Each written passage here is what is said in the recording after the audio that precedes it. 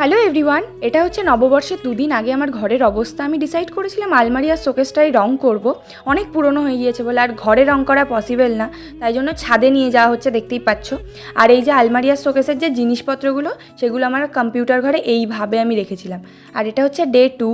আজকে এসেছে রং করতে। প্রথম দিনে সব রং তুলে দিয়ে চলে গিয়েছিল, আর দ্বিতীয় দিন এসেছিলো রং করতে। দুদিনের মধ্যে কাজ কমপ্লিট হয়ে যায়। তো দেন হচ্ছে আমি এখন বিকেলবেলা পড়তে যাচ্ছি। আর আজকে নববর্ষের একদম আগের দিন, মানে চৈত্র সেলের লাস্ট দিন। সেলে কিছু না কেনাকাটা করলে হয়, বাঙালি মানুষ।